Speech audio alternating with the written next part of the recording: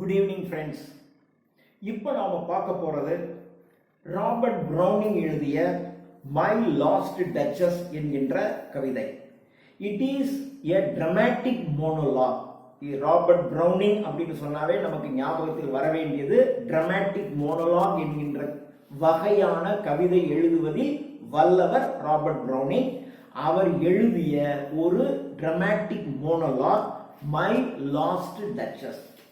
இந்த my last டச்சஸ்ல எடுத்த உடனே கவிதையிலே பார்த்துட்டீங்கன்னா டெக்ஸ்ட்ல எடுத்த உடனே ஃபெர்ராரா அப்படின்னு போட்டிருக்கோம். Ferrara is the name of a city. அது ஒரு நகரத்தின் பெயர். ஸோ ஃபெர்ராரா அது கொடுத்துருக்கு. இதுல கொடுக்காம 3 கேரக்டர் நேம் வரும். ஒன்னு த டியூக். த டியூக்ங்கிறது 5ஆம் டியூக். அந்த ஃபெர்ராராவினுடைய 5வது டியூக்காக இருக்கின்றவர் Alfonso II. So Alfonso II என்பவர் தான் இந்த ஃபெர்ராராவினுடைய 5வது டியூக். அந்த டியூக் தான் இந்த ட்ரமாட்டிக் மோனோலாகை நேரேட் பண்ணி கொண்டிருப்பவர், இதை சொல்லிக் கொண்டிருப்பவர் அவர். அவர் 5வது duke of Ferrara. His name is Alfonso II. 2ஆம் அல்போன்சா II என்கின்றவர். அடுத்தது இதுல ஒரு மை லாஸ்ட் டச்சஸ், அந்த டியூக்கினுடைய ஒய்ஃபாக இருக்கின்றவர் Lucrezia de Medici. Lucrezia LUCREZIA, Lucrezia DE, Medici MEDICI. So Lucrezia de Medici என்பது இந்த அல்போன்சா II மனைவி. ஸோ டச்சஸ், அதான் மை லாஸ்ட் டச்சஸ் அப்படின்னு வருது. அதுக்கப்புறம் இதுல ஒரு கவுண்ட், பின்னாடி ஒரு கவுண்ட் ஒன்று வரும். அந்த கவுண்டினுடைய பேர் கவுண்ட் டைரால், TYROL, டைரால் என்பது. ஸோ இதுல 3 கேரக்டர் வரும். ஆனா 3 கேரக்டருடைய பேரும் இந்த கவிதையில எந்த இடத்துலையும் பேர் வராது. டியூக்னு வரும், கவுண்ட்னு வரும், டச்சஸ்னு வரும். The Duke யாரு? Alphonso II. He is the 5th Duke of Ferrara. இந்த ஃபெர்ராரா என்ற நகரத்தினுடைய 5வது டியூக்காக இருப்பவர் அல்போன்சா II. அவருடைய மனைவியாக இருப்பவள் லுக்ரீஷியா டி மெடிசி என்கின்றவள். இதுல கவுண்ட் கேரக்டர் ஒன்று கடைசியில வரும். அந்த கவுண்ட் தான் கவுண்ட் டைரால், TYROL. ஸோ இந்த 3 கேரக்டர் நேமையும் நாம ஞாபகம் வச்சுக்கணும். ஃபெர்ராரா என்கின்ற பேர் ஏற்கனவே கொடுத்திருக்கு. ஸோ இந்த கவிதை நடக்கின்ற, இந்த டிராமா நடக்கின்ற இடமாக கருதப்படுவது ஃபெர்ராரா என்கின்ற நகரத்தில் இந்த 5ஆம் டியூக் ஆகிய அல்போன்சா IIவினுடைய அரண்மனையில் இந்த டிராமா நடக்குது. So this is the place. ஒரு நாடகம் நடக்குதுன்னா அந்த நாடகத்துல எந்த இடத்துல நடக்குதுன்னு வரும் இல்லையா? ஸோ அந்த இடம் தான் இது.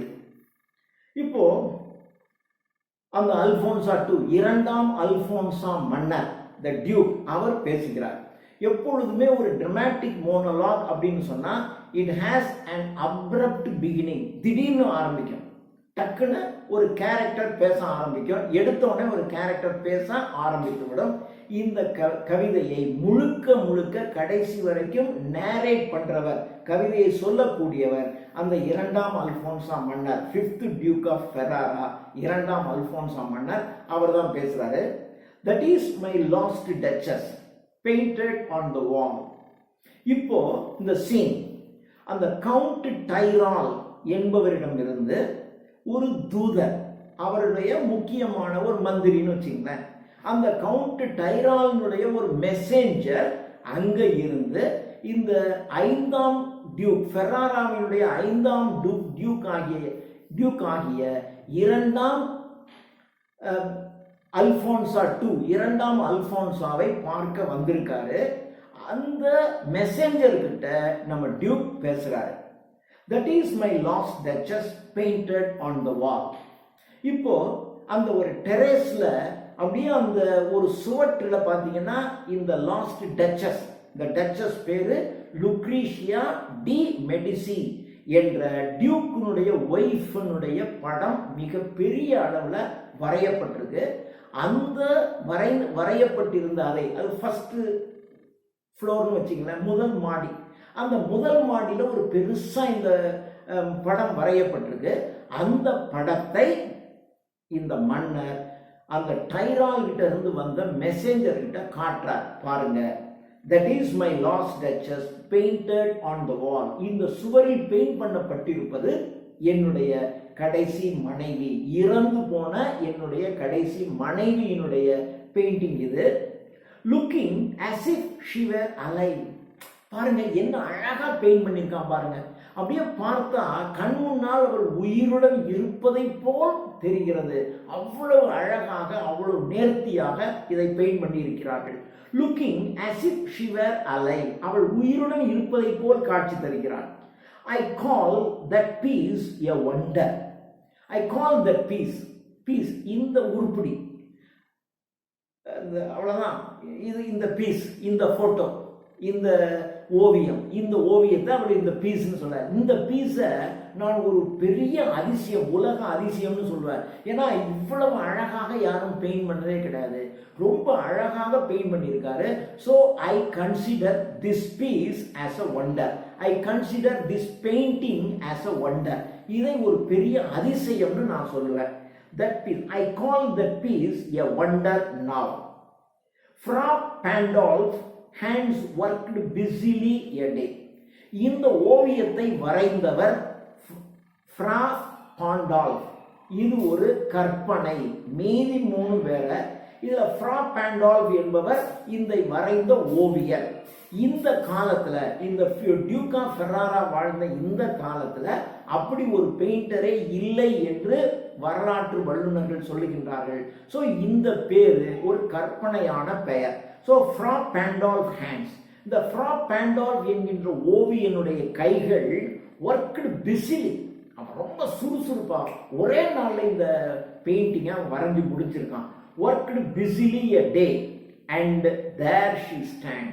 ஒரு நாள் அவன் வரைஞ்சி முடிச்சான். இந்த பாருங்க, அவ உயிரோட நிற்கிறது மாதிரி நின்று கொண்டிருக்கிறாள். And there she stands. will it please you sit and look at her. இது பார்த்தீங்கன்னா அதான் அந்த டக்குன்னு சொல்றான், will it please, நீங்க இங்க வந்து உட்கார்ந்து அப்படியே பாருங்க. இது ஒரு வகையான பொலைட் கமாண்ட். ரொம்ப ரொம்ப பெரிய ஆளா இருக்கோம்னா அந்த கமாண்டை வந்து எழுந்து அப்படி சொல்ல மாட்டான். அப்படி ஒரு அமைதியாக ஆனா கமாண்ட் பண்ணி நீங்க இங்க வந்து உட்கார்ந்து இதை பாருங்க. will it please you sit and look at her. நீங்க இங்க வந்து உட்கார்ந்து நீங்கள் இந்த பாருங்க என்று I said, என்று நான் சொன்னேன். யார் சொன்னது? the duke of Ferrara, Alphonso II அவர் சொல்லுகிறார். Fra Pandolf by design for never read strangers like you that pictured countenance. இந்த Fra Pandolf இருக்கார் பாருங்க, by design. பை டிசைன்னா அவர் வேணுன்னே, பை டிசைன் வேணுன்னே, ஃபார் நெவர் ரெட். அவர் he never read strangers like you that pictured countenance. அவர் strangers like you, he never read such countenance. countenanceனா ஃபேஸ்னு அர்த்தம். he never read. அவர் மற்ற உணர்வுகளை எல்லாம் அவ்வளவா படிக்க மாட்டார். நீங்க எதை கொடுக்கின்றீர்களோ அதை மட்டும் அப்படியே பார்த்து வடிவமைக்க கூடியவர். வேணும்னே அவர் he never read. மற்றதை அவர் பார்க்க மாட்டார். நீங்க இதை கொடுத்து இதை வரைங்க அப்படின்னா அதை மட்டும்தான் வரைவார். மற்றதை பற்றி he never read. ரெட்டுங்கிறது இந்த இடத்துல படிக்கிறதுன்னு இல்லை. அந்த எந்த ஒரு பீஸை வந்து நீங்க வரையணும்னு கொடுக்குறீங்களோ அதை அவர் படித்து வரைவது. he never read other things except the work what we have given. நாம என்ன கொடுக்கிறோமோ அதை மாத்திரம் அப்படியே பார்த்து வரைவாரை ஒழிய he never read any other thing. வேற எதையும் அவர் பார்க்க மாட்டார். Fra Pandolf by design for never read. Strangers like you that pictured countenance. Strangers like you, உங்களை மாதிரி புதிதாக வருபவர்கள். இப்போ அவர் வந்து அந்த வர்ற மெசேஞ்சர்ஸ் கிட்ட சொல்றாரு, strangers like you, உங்களை மாதிரி புதிதாக வரக்கூடியவர்கள், that pictured countenance, அந்த பிக்சரினுடைய ஃபேஸை பார்த்துட்டு the depth and passion of its earnest glance, but to myself they turned. உங்களை மாதிரி புதிதாக வருபவர்கள், strangers like you that pictured countenance, countenanceனா ஃபேஸ்னு அர்த்தம், அந்த படத்தில் உள்ள முகத்தை உற்று பார்த்து விட்டு the depth and passion, the depth, அந்த முகத்தில் இருக்கின்ற உணர்வுகளை ஆழமாக பார்த்து இந்த முகத்துல ஏதோ ஒரு விதமான ஒரு சேட்னஸ், ஒரு வருத்தம் இந்த முகத்துல தெரியுதே என்று என்னை நோக்கி கேட்பதற்கு திரும்புவார்கள் அப்படின்னு சொன்னான். திரும்புவாங்க, ஆனா என்ன பார்த்த உடனே கேட்கறதுக்கு பயந்துக்கிட்டு கேட்க மாட்டான் அப்படின்னு சொல்ற. strangers like you that pictured countenance, உங்களை மாதிரி புதிதாக வருபவர்கள் சொல்றாரு. இங்க வாங்க, இங்க வந்து உட்கார்ந்து நீங்க பாருங்க, நல்லா தெரியுதா? இப்ப நீங்க பாருங்க, இந்த ஃப்ரா பேண்டால் இருக்கார் பாருங்க, நாம என்ன கொடுக்குறோமோ அதைத்தான் வரைவாரு, அதை தவிர வேற எதையும் வரைய மாட்டார். இப்ப நீங்க உட்கார்ந்து இதை பாக்குறீங்க, இந்த முகத்தை பார்க்கும்போது இந்த முகத்துல வந்து ஒரு ஆழமான உணர்வு வெளிப்படுவது உங்க கண்ணுக்கு தெரியுது. தெரிஞ்ச உடனே நீங்க என்ன பண்ணுவீங்க, என்ன இந்த இதுல இப்படி இந்த முகத்துல இருக்கே அப்படின்னு கேட்கறதுக்கு என்னை பார்த்து நீங்க திரும்புவீங்க. The depth and passion of its earnest glance, but to myself they turned. அதை பார்க்கின்ற புதியவர்கள், உங்களை மாதிரி வந்து பார்க்கிற புதியவர்கள் அதை பார்த்துட்டு அந்த டீப் பேஷன், அந்த ஆழமான உணர்ச்சி அந்த படத்தினுடைய முகத்துல தெரியுதே என்று பார்த்து என்னை நோக்கி திரும்புவார்கள். Since none puts by the curtain I have drawn for you, but none puts by the curtain I have drawn for you. curtain திரை, அந்த ஓவியத்தின் முன்பாக திரை போடப்பட்டிருக்கு. உங்களை பார்க்கணும் அப்படின்னு சொன்னா இந்த டியூக் வந்து அந்த திரையை விளக்குனா தான் நீங்க பார்க்க முடியும், மற்றபடி பார்க்க முடியாது.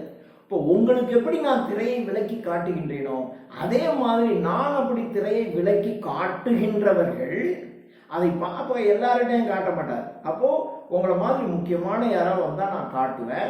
அப்படி காட்டுறவங்க அந்த முகத்திலே ஒரு ஆழமான சோகம் இருக்கேன்னு பார்த்துட்டு என்னை நோக்கி திரும்புவார்கள்.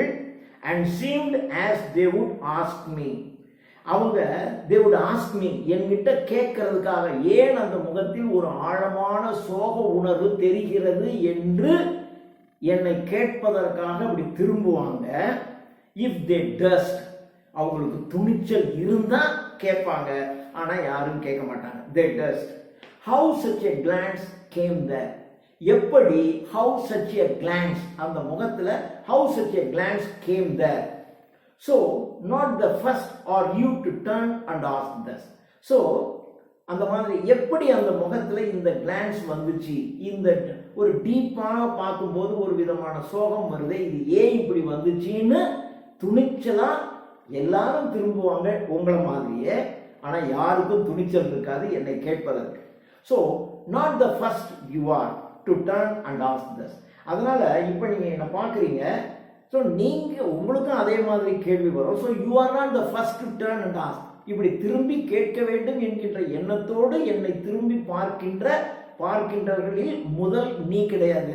உனக்கு முன்னாடி இதே மாதிரி எத்தனையோ பேருக்கு நான் காட்டியிருக்கேன், எத்தனையோ பேருக்கு அந்த மாதிரி திரும்புவாங்க, ஆனால் யாருக்குமே இது ஏன் இப்படி என்று கேட்கின்ற துணிவு இருக்காது. அப்படின்னா உனக்கு தோணுச்சுனாலும் நீ வாயை மூடிக்கிட்டு இருக்கணும், கேட்கக்கூடாது அப்படின்னு ஒரு இன்டைரக்டா ஒரு மிரட்டல் தான். Sir, it was not her husband's presence only called that spot of joy into the Duchess cheek.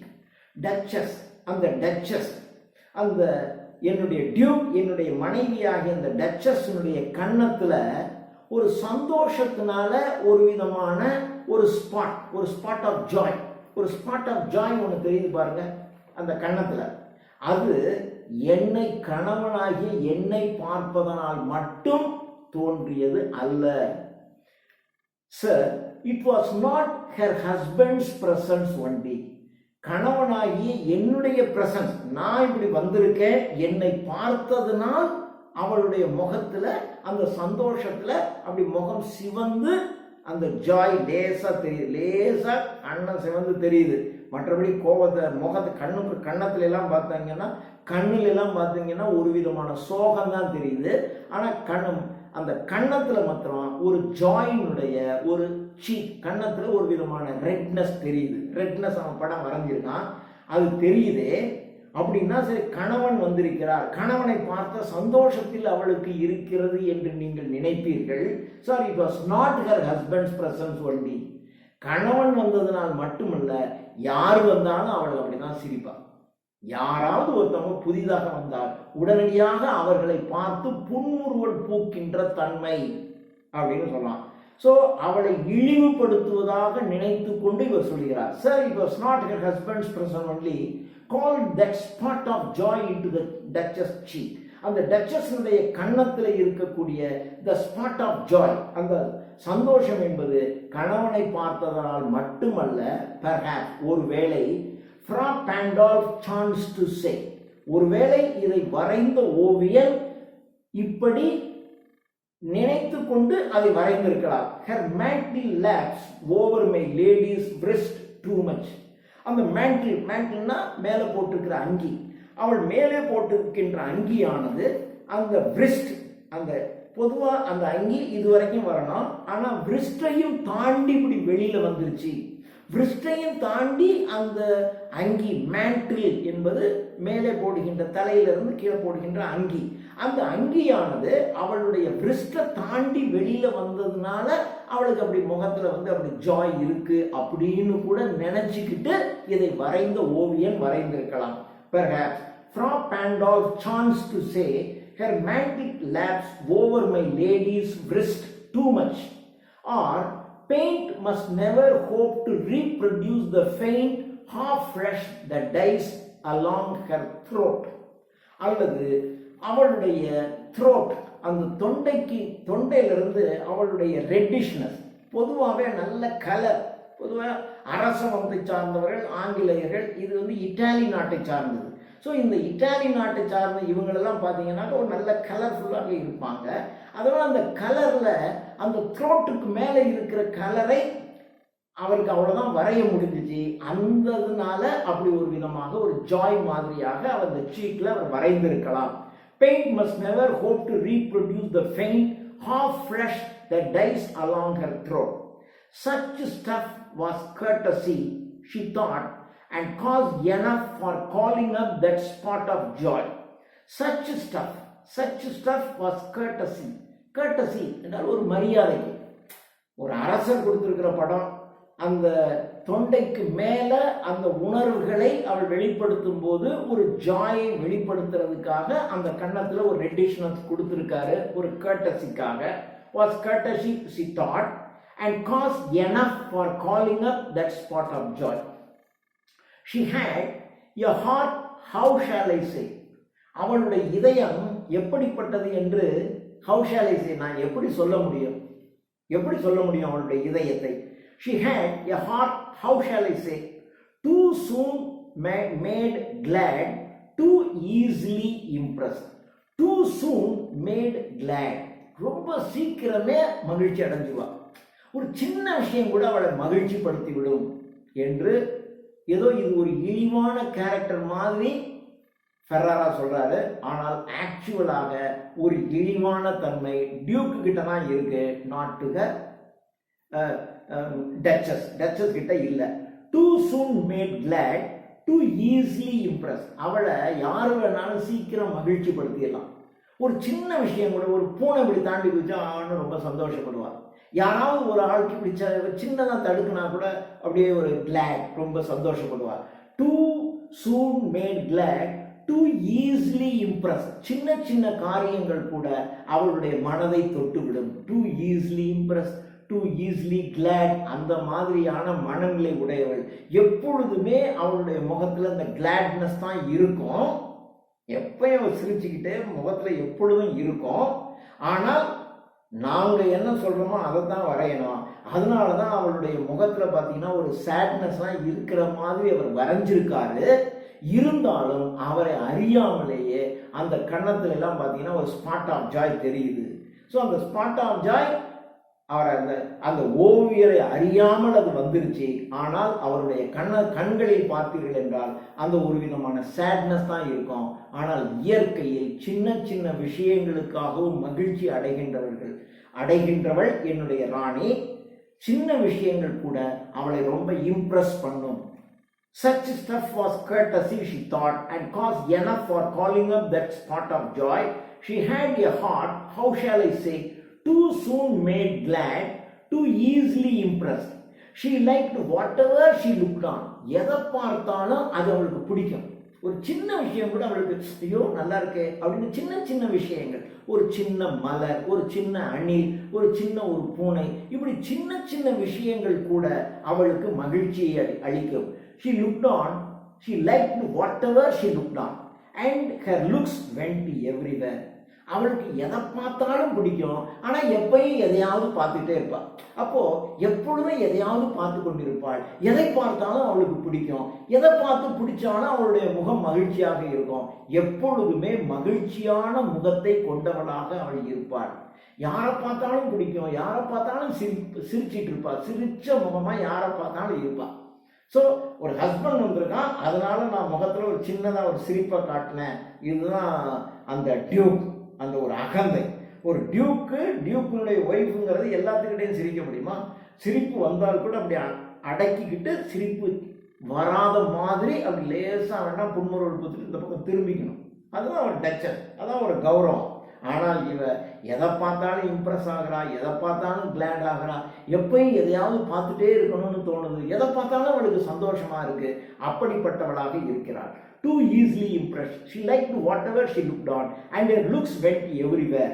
Sir, it was all one. எல்லாம் ஒண்ணுதான். It was all one. My favor, it was all one. அவளுக்கு எல்லாமே ஒன்றுதான்.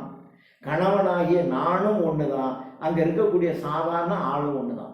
என்னை பார்த்தாலும் சிரிப்பார், சாதாரண ஒரு மனிதனை பார்த்தாலும் சிரிப்பார். ஸோ மகிழ்ச்சி அடைவது, பிறரை பார்த்து மகிழ்வது என்பது மனித இயல்பு, அது அவளுக்கு இருக்கு. ஆனால் இது இந்த டியூக்கு பிடிக்கல. நாம் ஒரு டியூக், என்னுடைய ஒய்ஃப் டச்சஸ், என்னை பார்த்து அவள் லேசாலும் புன்முறுவல் பூக்கலாம், ஓகே. ஆனால் அவள் யாரை பார்த்தாலும் ஏன் அவள் புன்முறுவல் பூக்கிறாள்? அந்த புன்முறுவல் பூத்தல் என்பது மனித இயல்பு, அது அவள்கிட்ட இருக்கு. ஆனால் ஒரு டியூக்கினுடைய ஒய்ஃப் ஆகிய டச்சஸ்க்கு அது இருக்கக்கூடாது, அது தவறு என்று இவர் நினைக்கிறார். So sir, it was all one. My favour, எல்லாம் ஒன்று தான், நானும் ஒன்று தான், ஒரு சாதாரண எங்கள் வீட்டில் இருக்கிற வேலைக்காரனும் ஒன்று தான், வேலைக்காரியும் ஒன்று தான், எல்லாரும் ஒன்று தான். It was all one to her. My favour at her breast. My favour, நான் அவளுக்கு ஆசையாக ஒரு மாலை, ஒரு கழுத்தில் அணிந்து கொண்டிருக்கின்ற ஒரு தங்கத்தினாலான ஒரு ஆபரணம் ஒன்று அவளுக்கு வாங்கி கொடுத்தேன். இதை அவர் ஃபேவர்னு சொல்றார். தன்னுடைய மனைவிக்கு வாங்கி கொடுத்ததை I did a favour to her by giving her a diamond necklace அப்படிங்கிற மாதிரி சொல்றார். I give her a favour. அப்போ இதான் ஒரு டியூக்கினுடைய ஒரு அகந்தை, செருக்கு. ஒரு மனைவிக்கு கொடுக்கறத கூட நான் அவளுக்கு ஒரு ஃபேவர் பண்ணியிருக்கேன் அப்படின்னு நினைக்கிறான். அப்போ இவனை பார்த்து என்ன சிரிப்பு வரும்? My favour at her breast. நான் அவளுக்கு ஒரு ஆபரணம் ஒன்றை வாங்கி ஒரு ஃபேவர், அவளுக்கு ஃபேவர் பண்றதுக்காக நான் ஒன்று கொடுத்தேன். அது அவளுடைய மார்பில் தொங்கிக் கொண்டிருக்கிறது. My favour at her breast. The dropping of the daylight in the west. இது நான் வாங்கி கொடுத்திருக்கிற அந்த மாலையை பார்த்து அவள் மகிழ்ச்சி அடைந்தாள் என்றால் அது ஓகே. ஆனால் நான் வாங்கி கொடுத்த மாலை அவளுடைய கழுத்திலே தொங்கிக் கொண்டிருக்கிறது. ஆனால் வெளியில, அரண்மனையை விட்டு வெளியில பார்க்கும்போது அந்த சூரியன் அஸ்தமிக்கின்ற, அந்த வெஸ்ட்ல அஸ்தமிக்கின்ற அதை பார்த்து சந்தோஷமா இருக்கா ஐயா? ஒரு அரசன் இவ்வளவு விலை மதிப்பற்ற ஒரு ஆபரணத்தை கொடுத்திருக்கிறான் என்று அவள் அவளுக்கு ரொம்ப மகிழ்ச்சி அடைஞ்சாள்னா ஓகேன்னு நான் சொல்லுவேன். ஆனால் வெளியில போய் தினம் நடக்கக்கூடிய ஒரு வெஸ்ட், மேற்கிலே சூரியன் அஸ்தமிப்பதை பார்த்து அவளுக்கு இந்த பிரஸ்ட்ல தொங்குற நான் வேல்யூபிள் கொடுத்துருக்கேன், அதுக்கு என்ன சந்தோஷம் இருக்கோ அதே மாதிரியான சந்தோஷம் ஒரு தினம் நடக்கிற ஒரு சூரியன் அஸ்தமிப்பதை பார்த்தும் அவளுக்கு வருகிறது. My favour at her breast, the dropping of the daylight in the west, the bough of cherries, some officious fool broke in the orchard for her. Orchard என்றால் தோட்டம். தோட்டத்துல ஒரு செர்ரி மரம் இருக்கு. அந்த செர்ரி மரத்தில் இருந்து செர்ரி பழங்களோட ஒரு கிளையை முறித்து ஒரு முட்டாள், ஒரு எங்கிட்ட இருக்கிற வேலைக்காரன், ஒரு வேலை செய்யறவன் தோட்டத்தில் இருக்கிற செர்ரி மரத்துல ஒரு கிளையை செரி பழங்களோட அப்படி முறிச்சு கொண்டு வந்து கொடுக்குறான். அதுக்கு அவளுக்கு சந்தோஷம். ஹை அழகா இருக்கே அப்படின்னா அதுக்கும் சந்தோஷப்படுறான். ஒரு வெளியில போய் எட்டி பார்த்தா சூரியன் அஸ்தமித்து கொண்டிருக்கிறது மேற்கே, அதை பார்த்து மகிழ்ச்சி அடைகிறார். நான் கொடுத்திருக்கக்கூடிய இந்த விலை மதிப்பற்ற ஜொல்லை பார்த்தும் மகிழ்ச்சி அடைகிறாள். எல்லாமே அவளுக்கு ஒன்னா தான் இருக்கு. It was all one, my favor at her breast, the dropping of the daylight in the fest, the bough of cherries some officious fool broke in the orchard for her, the white mule she rode with the round the terrace, all and each would draw from her alike the approving speech. ஒரு மியூல், ஒரு கோவேறு கழுதை. அந்த கோவேறு கழுதையில அந்த வீட்டினுடைய முற்றத்துல அந்த கழுதையில் ஏறி அவள் சுற்றி வந்து கொண்டிருக்கின்றாள். அது அவளுக்கு சந்தோஷமா இருக்கு. அந்த காலத்துல ஒரு டிரைவ் பண்றதுக்கு ஒரு ஹார்ஸ் மாதிரி ஒரு மியூல், ஒரு கோவேறு கழுதையின் மீது அவர் ஏறி சவாரி வந்ததை அதை நினைத்து அவள் மகிழ்ச்சி அடைந்து கொண்டிருக்கிறாள். She rode with round ஒரு ரவுண்டு வர்றாங்க. இப்போ சின்ன குழந்தைங்களுக்கு ஒரு பைக்ல அப்படியே ஒரு ரவுண்டு கொண்டு வந்து வருவாங்க. அது மாதிரி ஒரு மியூல்ல அந்த டெரஸ்ல இப்படி ஒரு மியூல்ல ஏறி ரவுண்டு வந்திருக்கா, அது அவளுக்கு ரொம்ப ஆனந்தமாக இருக்கிறது. ஸோ ஒரு கழுத மேலே ஏறி ரவுண்டு வர்றதுக்கும் சந்தோஷப்படுறான். அப்படின்னா அவளுடைய மனது சின்ன குழந்தை மாதிரி. அப்போ ஒரு குழந்தை மாதிரி ஒரு அற்புதமானவள் அந்த டச்சஸ். ஆனால் இவன் ஒரு டியூக்காக ஒரு அகந்தை மிக்கவனாக இருப்பதால் இவைகளெல்லாம் குறைவாக எண்ணி அவன் சொல்லிக் கொண்டிருக்கிறான். would draw from her alike ஒரே மாதிரி தான், ஒரே மாதிரியான அட்டென்ஷன் தான். இதுக்கு என்ன மகிழ்ச்சி இருக்கும் அதே மகிழ்ச்சி தான் அதுக்கும், அதே மகிழ்ச்சி தான் அதுக்கும், அதே மகிழ்ச்சி தான் இதுக்கும். ஒரு குழந்தைகிட்ட போய் ஒரு விலை மதிப்பற்ற பொருளை கொடுக்குறோம், இன்னொரு விளையாட்டு பொம்மையை கொடுக்குறோம், அதுக்கு ரெண்டுமே ஒன்னா தான் தெரியும். இன்னும் சொல்ல போனா இந்த விலை மதிப்பற்ற பொருளை விட அந்த விளையாட்டு பொம்மை மேலதான் அதுக்கு ரொம்ப சந்தோஷத்தை கொடுக்கறதாக இருக்கும். அது இன்னசென்ஸ், அந்த ஒரு இன்னசென்ஸ், அதே இன்னசென்ஸ் தான் இந்த டச்சஸ் கிட்ட இருக்கு. would draw from her alike the approving speech or blush at least. approving speech, அதை பார்த்து அவள் பேசுறது, அதை பார்த்து பேசுறா, இதை பார்த்து பேசுறா, நான் கொடுத்த இதை பார்த்தும் பேசுறா. இதையெல்லாம் அப்ரூவ் பண்ணி ஏற்றுக்கொண்டு, இந்த மகிழ்ச்சிகளை எல்லாம் ஏற்றுக்கொண்டு அவள் பேசுவது என்பது, அல்லது பிளஷ், அந்த முகத்துல ஒரு நாணத்தினால் முகம் சிவப்பது, அந்த மகிழ்ச்சியினால் முகம் சிவப்பது என்பது. அட்லீஸ்ட் பேசுவா, ரொம்ப அழகா இருக்கு அப்படின்னு பேசுவா. அட்லீஸ்ட் அதை சிரிச்சுக்கிட்டு முகத்துல அவளுக்கு ஒரு சிகப்பு கலர் வரும், அப்படி காட்டுவா. இது நான் கொடுத்ததுக்கும் அப்படிதான் இருக்கும். ஒருத்தன் தோட்டத்துல இருந்து பறிச்சுட்டு வர்ற செர்ரி ஆர்ச்சர்ட்ல இருந்து ஒரு செர்ரி பிரான்ச்சை கொண்டு வந்து கொடுத்தா அதுவும் அப்படித்தான் இருக்கும். ஒரு கோவேறு கழுத மேலே ஏறி சுத்திட்டு வந்து அதுவும் அவளுக்கு சந்தோஷமா இருக்கும். இது எல்லாத்த பத்தியும் மகிழ்ச்சியாக பேசுவாள், அல்லது மகிழ்ச்சியாக அவளுடைய முகத்துல ஒரு பிளஷ் இருக்கும், அதன் மூலமாக காட்டுவாள்.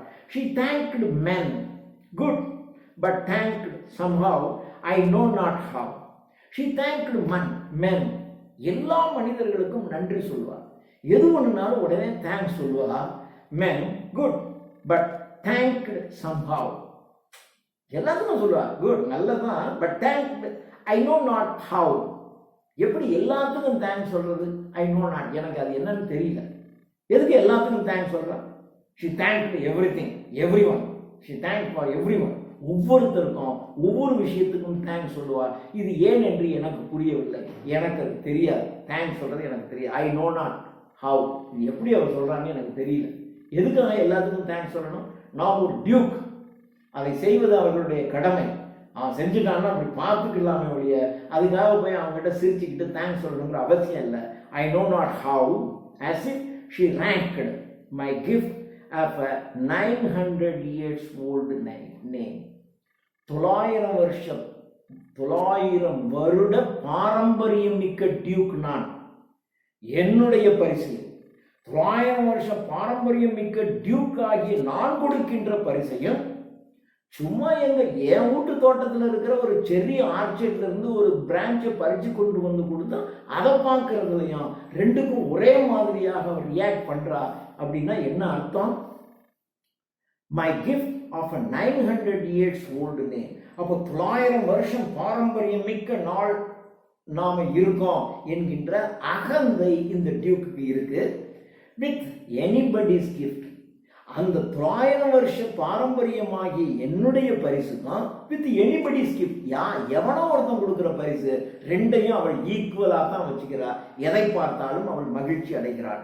Who is stooped to blame this sort of trifle அற்பத்தனம், இந்த வகையான சாட், இந்த மாதிரியான ஒரு அற்பத்தனத்தை யாரு போய் அவள்கிட்ட போய் சொல்றது? ஏன் இப்படியெல்லாம் நீ செய்யக்கூடாது நீயே சொல்றது? சேச்சா, அவள்கிட்ட போய் இதை சொல்றதுங்கிறது என்னுடைய கௌரவத்திற்கு இழுக்கு, நான் அப்படியெல்லாம் சொல்ல மாட்டேன். Who would say? அவர்கிட்ட போய் இது மாதிரி நீ செய்யக்கூடாது என்று யார் சொல்லுவா? சொல்லுவது என்பதே இழுக்கு. நான் இவளிடம் போய் இதை இப்படி செய்யக்கூடாது, தன்னுடைய ஒய்ஃப் கிட்ட போய் நீ இப்படிலாம் செய்யாதமா, இது சரியில்லைன்னு சொல்றது கூட இழுக்கு. பார்த்துட்டுருமா அப்படின்னு போயிடுவார். அவ்வளவுதான். ஏன் நீ இப்படி செய்யற, இப்படிலாம் செய்ய வேண்டாம் அப்படின்னு சொல்றதை கூட இழுக்கு என்று நினைக்கின்றார்.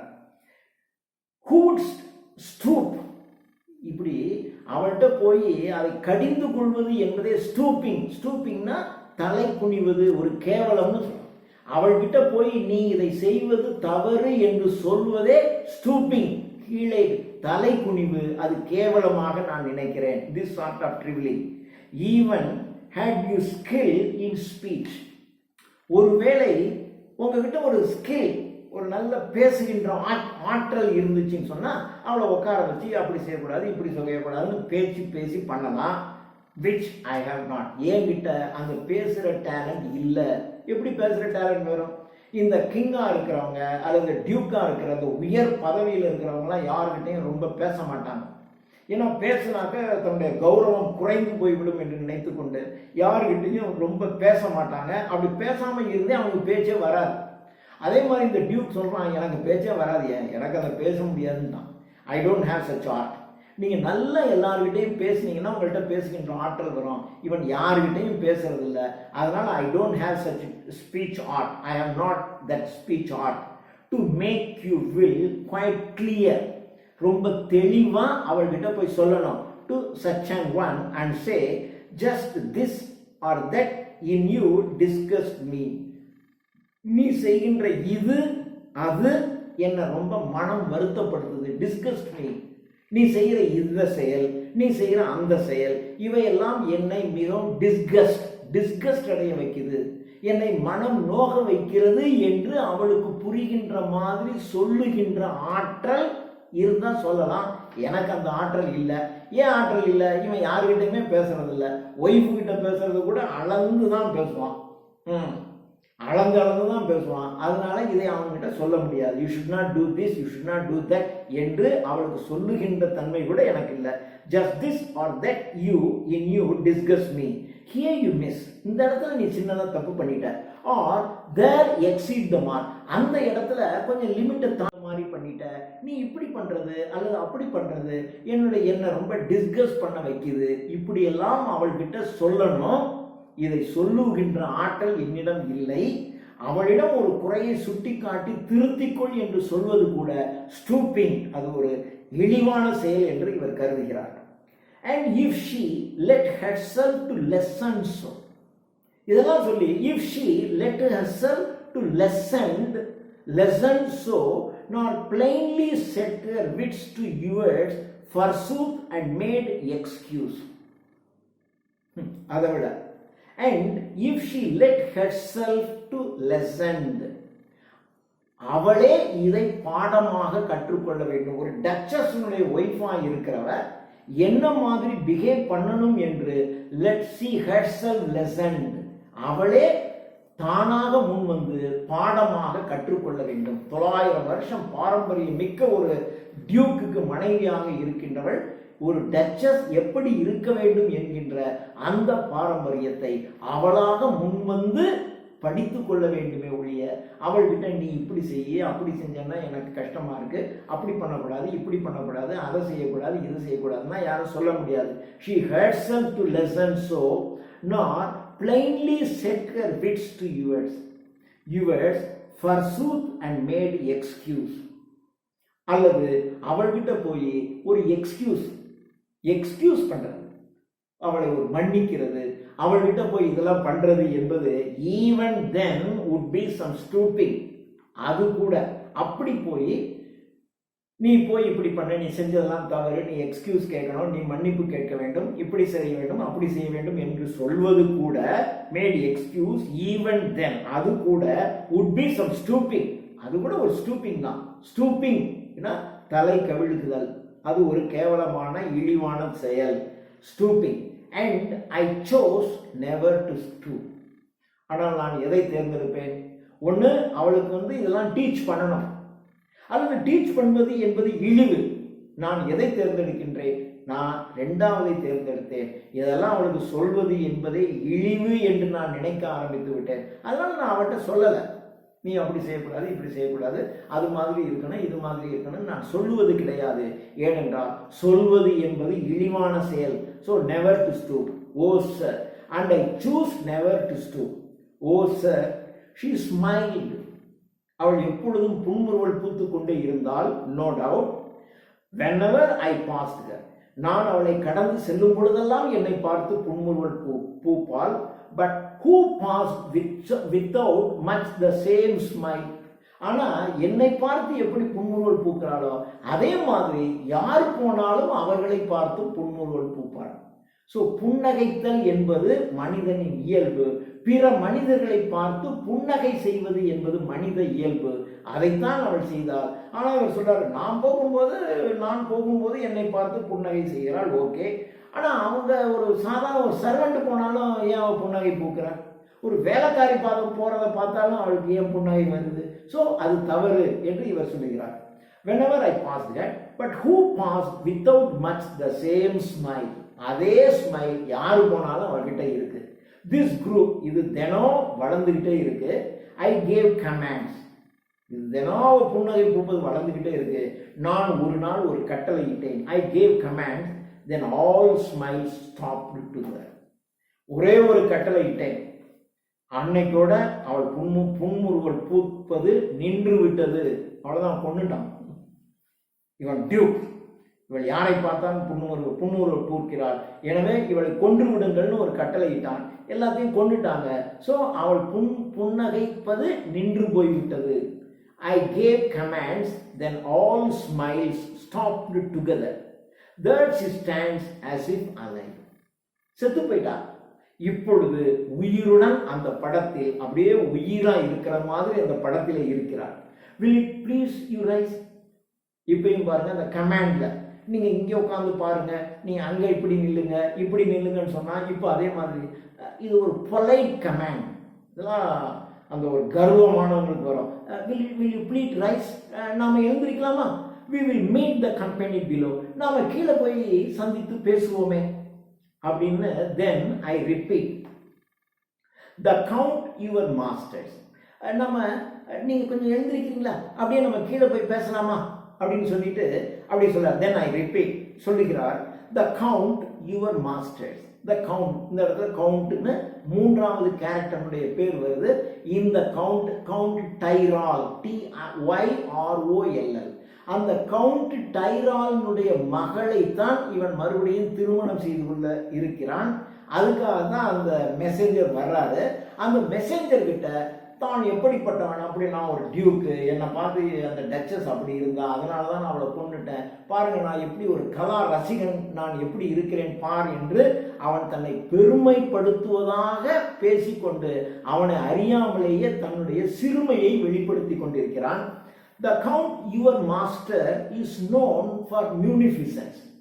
உங்களுடைய கவுண்ட் இருக்காரே, he is known for his generosity. munificence என்றால் generosity. அவர் ரொம்ப தாராள மனசு படைத்தவர். நான் அவர்கிட்ட போய் நீங்க இவ்வளவு டவுரி கொடுக்கணும், அவ்வளவு டவுரி கொடுக்கணும்லாம் நான் கேட்க மாட்டேன். எனக்கு அது முக்கியம் இல்லை. எனக்கு அவருடைய மகள் தான் முக்கியம். ஆனால் அவர் ரொம்ப தாராளமானவர்னு எனக்கு நல்லா தெரியும். அப்போ இன்டைரக்டா சொல்லலாம், எனக்கு நான் உங்களுடைய கவுண்டின் மகளை நான் திருமணம் செய்து கொள்ள வேண்டும் என்றால் நீங்கள் எனக்கு நிறைய டவுரி கொடுக்க வேண்டும் என்று ஒரு இன்டைரக்டா சொல்லிட்டு இருக்காரு. The count your master is known for munificence. ஒரு ஜெனராசிட்டிக்கு பெயர் போனவர் உங்களுடைய கவுண்ட். Is ample warrant. வாரண்ட்னா கேரண்டி, ஆம்பிள்னா பிக், மிகப்பெரிய கேரண்டி. கேரண்டி நிச்சயமாக எனக்கு நல்லா தெரியும். I guarantee that your count will give me a big dowry. எனக்கு எல்லாம் தெரியும். Ample warrant that no just pretence. ஆனா அதுக்காக நான் இல்லை, நான் கவுண்டினுடைய மகளை திருமணம், அவர் நிச்சயமாக அவர் ரொம்ப தாராள மனசு படைச்சவர்னு எனக்கு நல்லா தெரியும், மிகப்பெரிய டவுரி கொடுப்பார் என்பது நிச்சயம். ஆனால் அதற்காக நான் அவருடைய மகளை நான் திருமணம் செய்து கொள்ளவில்லை. அவருடைய மகள் தான் எனக்கு முக்கியம், அதுக்காகத்தான் நான் திருமணம் செய்து கொள்வேன். ஆனால் அவர் மிகப்பெரிய ஒரு கேரண்டியா எனக்கு நல்லா தெரியும், அவர் நிச்சயமா ஒரு பெரிய டவுரி எனக்கு வழங்குவார் அப்படி சொல்லலாம். The count your master is known munificence is ample warrant that no just pretense of mine for dowry. நான் டவுரிக்காக நான் இதெல்லாம் சொல்றேன்னு நினைச்சுக்காதீங்க, will be disallowed. டவுரிக்காக நான் சொல்றதுங்கிறது இட் இஸ் disallowed, அது கிடையாது. Though his fair daughter's self as I avowed, நான் உறுதியாக சொல்லுகிறேன், அவளுடைய அழகிய மகளுக்காகத்தான் அவளை நான் திருமணம் செய்து கொள்கின்றேனே ஒழிய அரசர் கொடுக்கின்ற மிகப்பெரிய டவுரிக்காக இல்லை. ஆனால் எனக்கு நல்லா தெரியும், அவர் மிகப்பெரிய தாராள மனது படைத்தவர், கேரண்டியா எனக்கு மிகப்பெரிய டவுரி கொடுப்பார்னு எனக்கு தெரியும். இருந்தாலும் நான் அதற்காக மணந்து கொள்ளுவேன், அவருடைய மகளை மணக்கவில்லை, அவருடைய மகளுக்காகத்தான் நான் மணக்கிறேன், அதை நான் உறுதியாக சொல்லுகிறேன். as I avowed at starting is my object. அதுதான் என்னுடைய ஆப்ஜெக்ட், குறிக்கோள். அவளுடைய மகளுக்காகத்தான் அவளை திருமணம் செய்து கொள்ள வேண்டும் என்பதுதான் என்னுடைய குறிக்கோள். இருந்தாலும் அவர் மிகப்பெரிய தாராள மனசு படைச்சவர், மிகப்பெரிய டவுரி கொடுப்பார்னு எனக்கு நல்லா தெரியும். ஆனால் அதுக்காக நான் செய்யலை, அவளுடைய மகளுக்காகத்தான் நான் அவளை திருமணம் செய்து கொள்கிறேன் அப்படின்னு சொல்லிட்டு சரி அவங்க ஸ்டெப்பில் கீழே இறங்குறாங்க. அப்படி இறங்க போகும்போது இந்த மெசேஞ்சர் சரி அவர் முன்னாடி போகட்டும்ங்கிறதுனால கொஞ்சம் பின் தங்குறார். இப்போ 2 பேர் கீழே இறங்கும்போது சரி அவர் முன்னாடி போட்டுங்கிறதுக்காக இவர் கொஞ்சம் நிற்கிறாரு. நின்ன உடனே அந்த டியூக் சொல்றாருனே, இல்லை வாங்க, we will go together down, நம்ம 2 பேரும் சேர்ந்தே நாம் கீழே இறங்கி செல்வோம் சார் அப்படின்னு சொல்லி இப்போ கீழே இறங்குறாங்க. கீழே இறங்கும் போது அங்கே ஒரு சிற்பம் ஒன்று வைக்கப்பட்டிருக்கிறது. நோட்டீஸ் அங்கே பாருங்க, நெப்டியூன், அங்கே நெப்டியூனுடைய சிற்பம் வைத்திருக்கிறேன் பாருங்கள். தோ டேமிங் எ சீ ஹார்ஸ், ஒரு கடல் குதிரையை நெப்டியூன் அடக்கிற மாதிரியான ஒரு சிற்பம் வைத்திருக்கிறேன் பாருங்கள். தோ எ ரேரிட்டி, இது எங்கேயும் கிடைக்காதுங்க, இந்த மாதிரியான ஒரு சிற்பம் எங்கேயுமே கிடைக்காது, அது ஒரு rarity. which class of Innsbruck cast in bronze for me.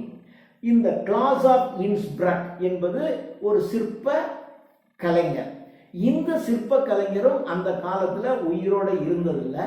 இப்போ இவர் முதல் பேராகிராஃப்ல சொல்லக்கூடிய ஃப்ரா பாண்டால் என்கின்ற ஓவியரும் ஒரு கற்பனை.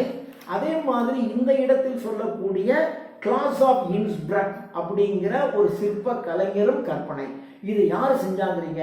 கிளாஸ் ஆஃப் இன்ஸ்பர்க் இருக்காரு பாருங்க, அவர் செய்த இந்த சிற்பம். இது ரொம்ப ரேரானது. ஒரு நெப்டியூன் பார்த்தீங்கன்னா அப்படியே ஒரு கடல் குதிரையை அடக்குவதை போன்ற ஒரு சிற்பம், இது எங்கேயும் கிடைக்காது, இது என்கிட்ட இருக்கு என்று தன்னை ஒரு மிகப்பெரிய கலா ரசிகனாக காட்டிக்கொண்டு தான் ஒரு பெரிய டியூக்குள்ள எல்லா குணாதிசயங்களும் என்னிடம் இருக்கு அப்படிங்கிற மாதிரி தன்னை பற்றி மிகவும் உயர்வாக சொல்லுவதாக நினைத்து கொண்டு தன்னை மிகவும் எப்படிப்பட்டவர் என்று தன்னைத்தானே வெளிப்படுத்திக் கொள்கிறார். அந்த டச்சஸ் கிட்ட என்ன மாதிரி குவாலிட்டி எல்லாம் மோசமா இருக்கிறது என்று சொல்லுவதன் மூலம் அவள் எப்படி ஒரு நல்ல மனுஷியாக, மற்றவர்களை யாரை பார்த்தாலும் ஒரு எளிமையாக புன்முறுவல் பூக்கின்ற தன்மை உடைய உயர்ந்த குணாதிசயங்கள் உடையவளாக இருக்கிறாள் என்பதை இவர் மனசுக்கு இழிவா இருக்கு. அவளை கரெக்ட் பண்ணணும், சரி பண்ணணும். அப்ப சரி பண்ணணும், இன்னொருத்தர் செய்யறதை நீ அப்படி செய்யக்கூடாது, இப்படி சொல்லக்கூடாதுன்னு சொல்றது கூட எனக்கு இழிவு என்று நினைக்கக்கூடிய ஒரு கர்வம் மிக்க, ஒரு பிரைட், அகந்தை மிக்க ஒரு டியூக்காக இவர் சொல்கிறார். This is my last duchess by Robert Browning. ஒரு அருமையான டிராமாட்டிக் மோனோலாக். தேங்க்யூ.